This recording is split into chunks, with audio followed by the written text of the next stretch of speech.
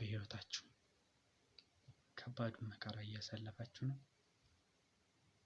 ከባድ ተስፋ አስቆራጭ ከሚባል ትግል ጋር እየታገላችሁ ያንን ነገር ለመሸከም የሚያስችል እገዛ ኃይል አጥታችኋል።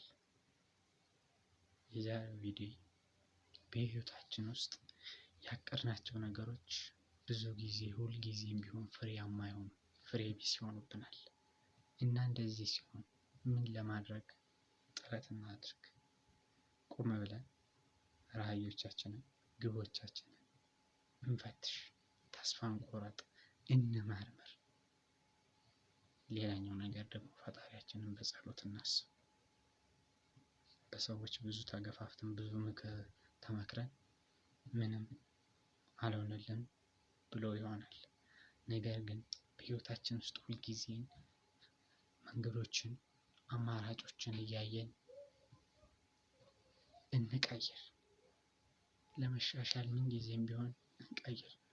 አንድ ነገር አልሻሻል ካለ አንዱን ነገር በሌላኛው እንደሚከፈት አምነን እንቀበል። ሌላኛው ነገር ደግሞ እኔ እችላለሁ የሚል መንፈስ በውስጣችን ይኑረን። አንዳንድ ነገሮችን ስንጀምራቸው መጀመሪያ ላይ አካባቢ በጣም እንሳባለን።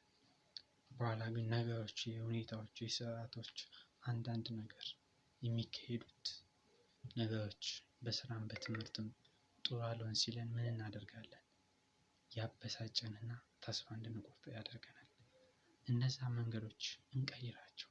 ሳንችል የምንገባባቸው ነገሮች ዋጋ ሊያስከፍሉን ስለሚችሉ ያንን ነገር ቅድሚያ አውቀን መግባት ሊኖርብን ይችላል። እስኪላችንን በተቻለ መጠን ቀድመን የማዳበር ልማድ ይኑረን።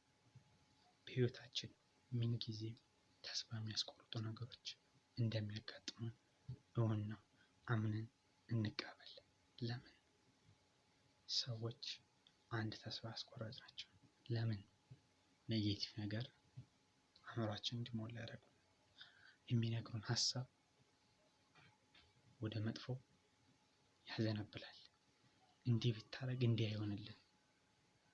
በትምህርትም በማንኛውም ጊዜ አይ ይሆናል ብለህ ነው፣ አይ እባክህን አይሆንም፣ በቃ ምን አሁን ይሆናል ብለህ ነው እንዴ ይሉናል ሰዎች። አስተሳሰባችን በህይወታችን ተስፋ ሲያስቆርጠን ደግሞ ሳይኮሎጂያችን ራሱ በባህሪው የሚፈጥረው ሜንታሊቲ ሳይኮሎጂ አለ። ያንን መሸከም ሲያቅተን ምን እናናለን? ምንም እንዳልሰራ በህይወታችን ውስጥ ዙሪያው በቃ ጨለማ ነው የሚሆንብን። ስለዚህ በህይወት ውስጥ ምን ጊዜም በተስፋ መጓዝ አለብን። የተስፋን ስንቅ እንሰንቅ። በህይወቴ ለምን ተስፋ ነው እየኖርኩ ያለሁት? ምን አይነት ተስፋ ይዤ ነው የሚሉትን ነገሮች እንመርምር። ሁልጊዜም ደግሞ ምን እናድርግ? ፈጣሪን እናስብ።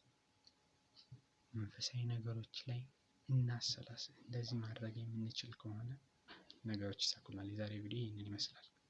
እንግዲህ ትንሽ ዩቲዩብ ኖርማል ዩቲዩብ ላይ ቪዲዮ መጫን ስለማልችል ትንሽ በዩቲዩብ ስቱዲዮ እየጫንኩ ስለሆነ ከዛ አንፃር እንግዲህ እየጠፋሁ ነው። ለሱም ይቅርታ ጠይቃለሁ። በተቻለ መጠን ግን ከኔትወርኩም ጋር ትግል እያደረኩ ለመልቀቅ ጥረት እያደረኩ ነው። አሁንም ቢሆን ይህ ቪዲዮ እስከ መጨረሻው ድረስ እስካለው ይቀጥላል።